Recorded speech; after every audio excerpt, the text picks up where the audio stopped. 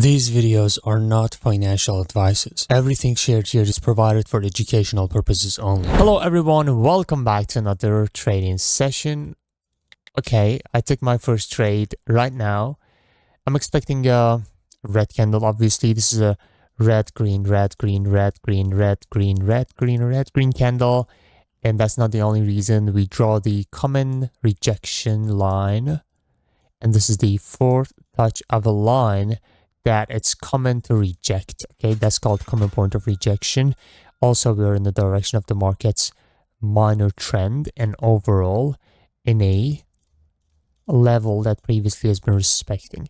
All right, those are my reasons to take my trade and a bit of common sense that it will reject. The only negative things about this trade was this little gap down, which was in the favor of buyers and finally gave us the green one because of the gap down.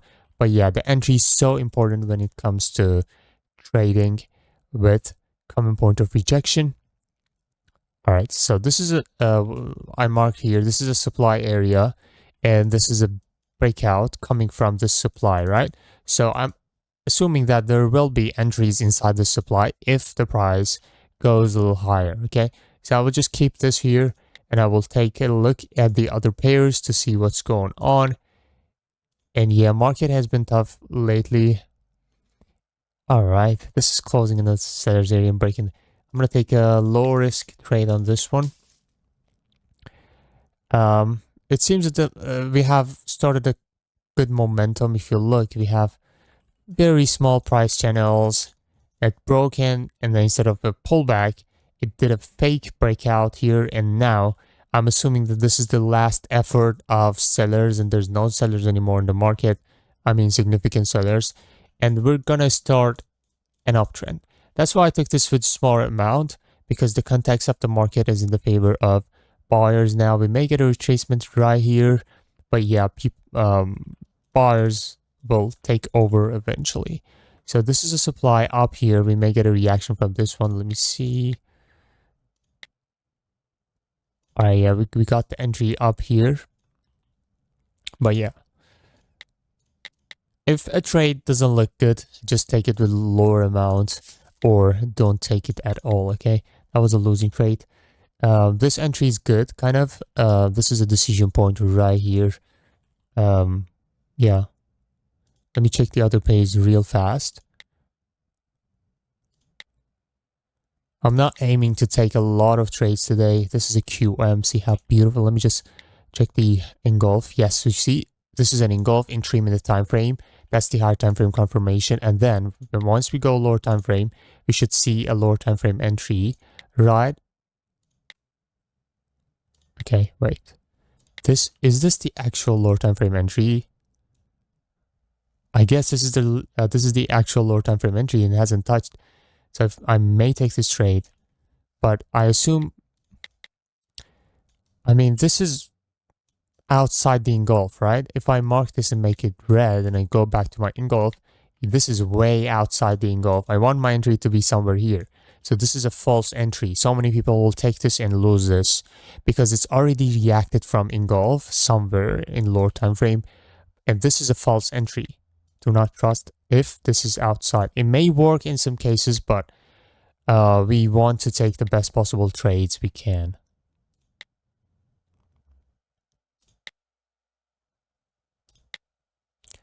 Hold on.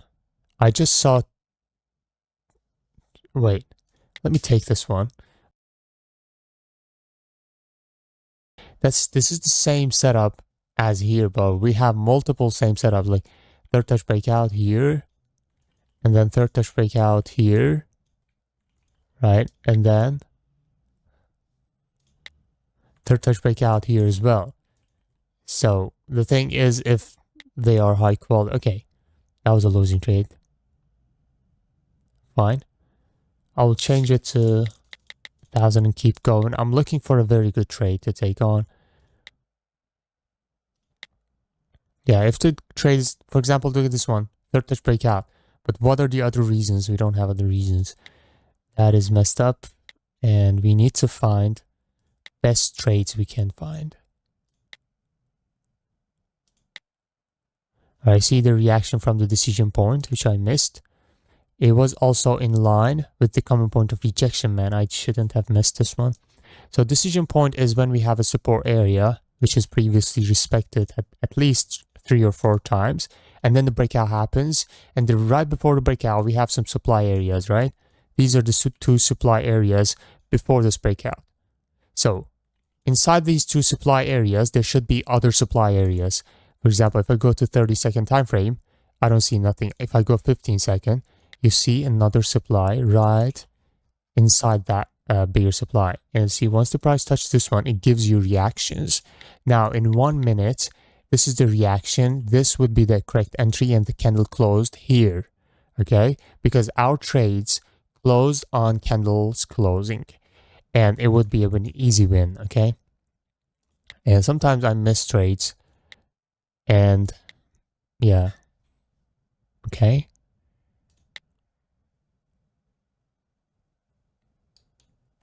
All right.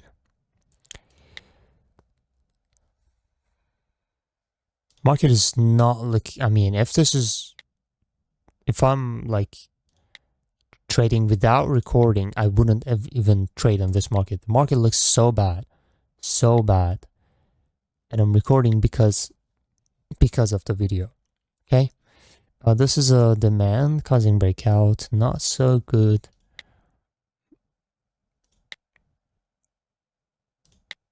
Oh, wait. See, this is another supply.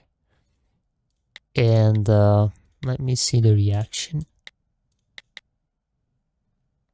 See, this would be the entry for the supply above, but this one has higher chance to respect, okay? See, this one didn't respect. So we cannot count on every single supply you see. You cannot do that. If you do that, you will be much terrible winning ratio. We can only trust the supplies that are causing to some significant breakouts, and they're actually causing something.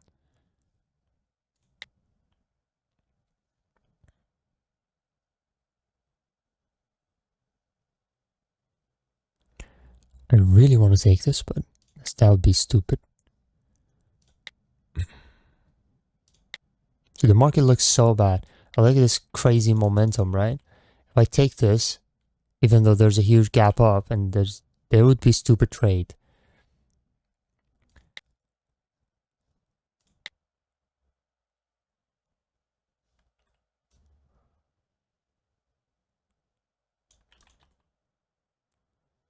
Should I? I'm taking this one with crazy margin of safety. Let's see.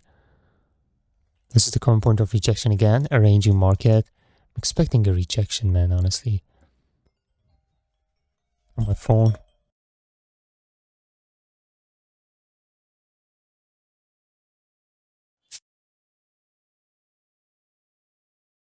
Alright, I'm back.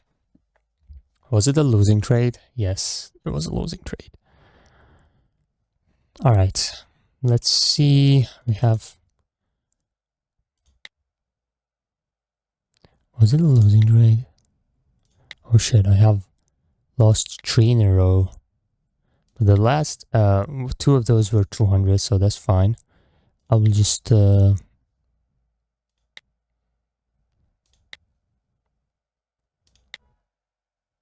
See, this one didn't respect, because this one was a false entry for this QM, because this was outside. Yeah, this is so hard to find a good setup in this kind of market, and I'm trying my best to find one. This is my first trade that I would... This is the trade that I would consider a good one if this doji is broken from upside, because we have an order block right here. Let me mark it. Oh shit, I should be super fast with this. And also, I need the doji to be broken before... Oh, this order block already respected, man. Unless there's another entry. No, it's already respected. So I cannot even count on this. It's already respected. I can mark it for you. Yeah, if you look at this 15-second, See another fresh supply, which if I mark this with red color, you see, it already has a rejection. Now, this doji break, I cannot trust it. I can't. If the doji break was happening small, somewhere here, right? Let me zoom in. If the doji break was happening small right here, and the entry would be somewhere here, then the candle would be coming to the entry, and boom, I would enter. But now that the doji break, this is tested, right? And doji break broken, and not closing anywhere significant, and there's nothing. It's just minor uptrend. If I take this, it would be dumb trade. Okay, so I'm just gonna keep pushing to the next pair to see if I can find another trade. This was a bad market to trade on though.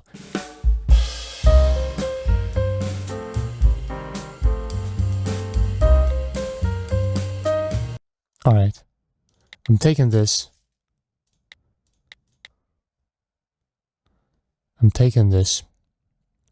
Finally. Yeah, so the reason behind this trade is simple. What is this? This is an order block.